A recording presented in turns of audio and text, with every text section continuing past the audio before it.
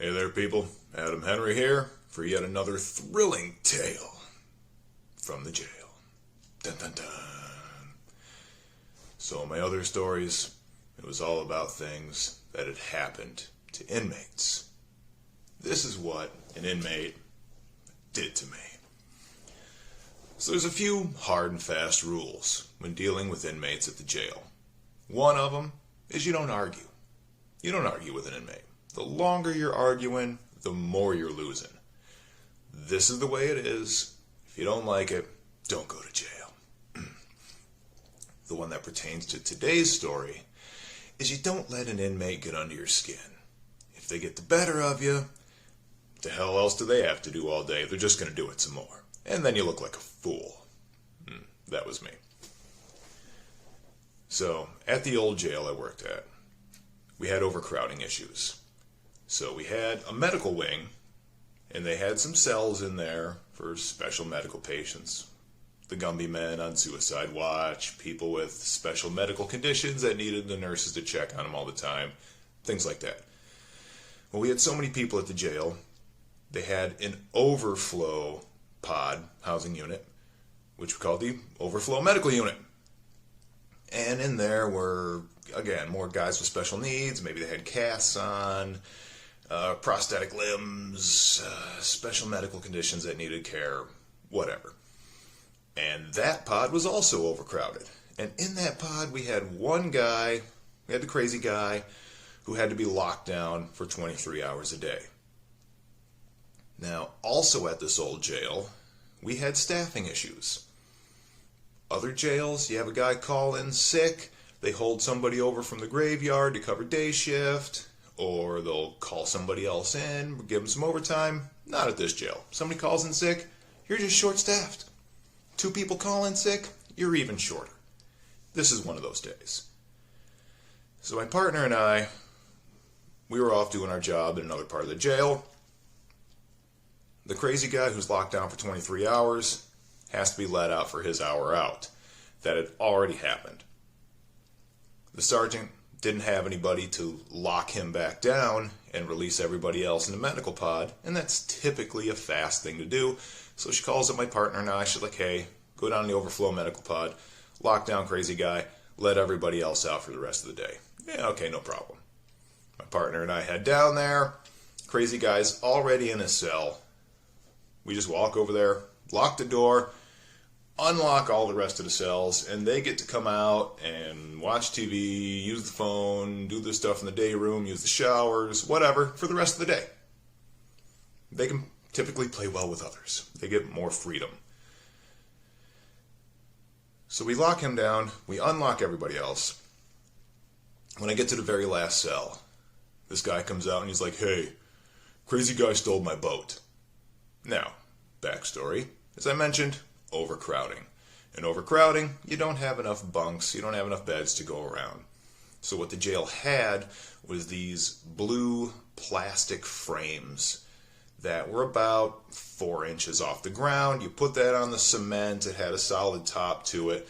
You throw your jail mattress on there, and you sleep on that instead of sleeping on a bed. It keeps you from being directly on the cement. It's not ideal, but we didn't have enough beds. What are you going to do? Don't go to jail. And they were relatively shaped like a boat, so that's what everybody called them boat.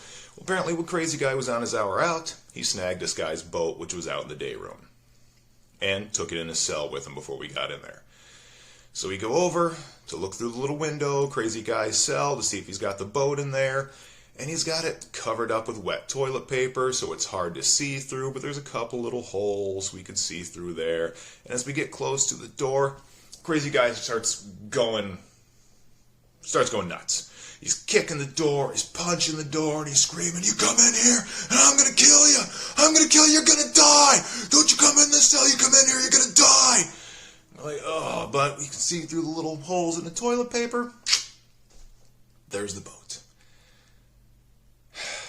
Okay, so we lock the entire pod down again, shove everybody in cells, lock everything up, go over to crazy guy's cell. We're like, hey, we got to come in here and get that boat. And he is losing his ever-loving mind, no pun intended. Just, he's kicking the door, he's punching it, he's headbutting, he's Spit's flying from his mouth. He's screaming. He's flipping out. You come in here and you're gonna die. I'm gonna kill you. Just on and on and on. We're like, oh, come on. So we're trying to talk him down, and the whole time, nonstop, punching the door, kicking the door. You're gonna die. All right. So my partner and I leave. We go and we talk to the sergeant. Hey, crazy guy wants to fight. He's got one of the other guy's boats. We got to go in and get it. He wants to throw down. Can you spare anybody else? No. Well, thanks, Sarge. That's a great help. Short-staffed, like I said. Well, whenever you want to go in on somebody, you always want to stack the odds in your favor. The more officers you have going in there on crazy guy, the quicker you're just going to go jump on him, give him an old-fashioned monkey stomp him, teach him the error of his ways. You get the boat back. The inmate doesn't get hurt. The officers don't get hurt. You get the boat. Everything's fine.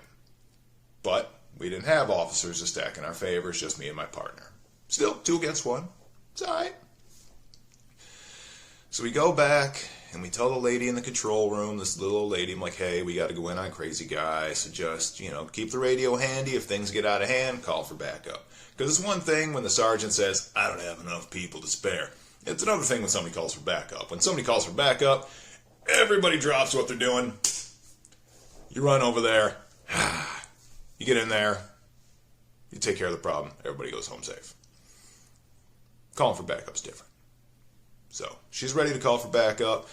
My partner and I go back in. We got the key, talking to crazy guy. And the whole time, we can still, even when we were talking to the sergeant, then when we were talking to the lady in control room, we can hear him banging on his door, screaming his freaking head off. So we go in there, and again, we try to talk him down. It's like, hey, we got to come in and get that boat. You don't need the boat. You got a bunk. On and on the whole time. He's punching the door. He's kicking it. Spit's flying. I'm going to kill you. You're going to die. Come in here. Just cussing us up and down. Every word you can think of. A couple other things that popped into his crazy head that he made up to call us. Just going off. And the whole time we're trying to talk him down. And this is just going on and on and on and on. Now, in a situation like that, I don't know if you've ever been there, but if you are one of these freaking Shaolin monk, Buddhists, whatever, and you're all zen, and you can just let all that crap just roll right off you, good for you. For the rest of us humans, having that just going off and knowing you got to go in there is going to do 2 things. One, maybe it's going to scare you. You're going to get freaked out. You're going to be like, man, this guy's going to try to kill me. I go in there. Or 2, it's really going to make you freaking mad. Well, I was in that second category. Just sitting there listening to this guy on and on and on and on. I'm going to kill you. You're going to die. You're going to die. Just as we're trying to talk him down. We don't want to fight. Fight mean paperwork. Fights mean people get hurt.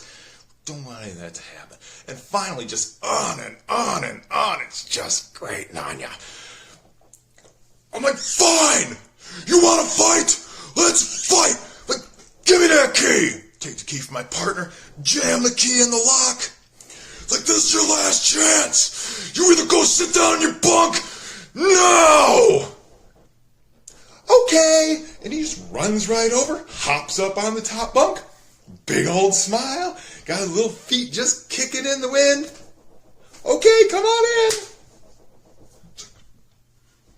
So unlock the door. I stomp in there. It's ready to go.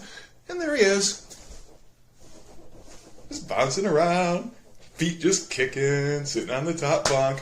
There's the boat. There it is. Go ahead. So I just stand there. Just all this adrenaline. Smoke just coming off my bald head. If I had any hair there, it'd be getting singed. My partner comes in, he grabs the boat. I'm just staring at crazy guy the whole time, waiting for him to just come off that bunk and come at us. He's just sitting there, just happy as could be. Just this big old smile on his face. Like I said, just feet just kicking off the top bunk. Just smile to make the Joker jealous, So my partner grabs the boat, takes it out.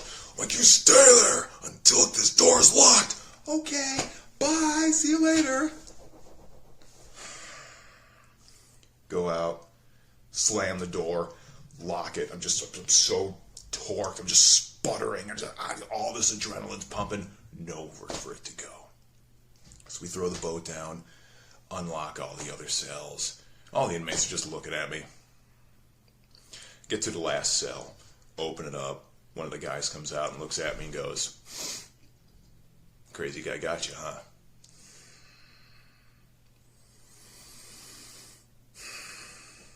Yeah. So that was it. That was my story. That was the time that they got one over on me. And that was another tale from the jail. Like, comment,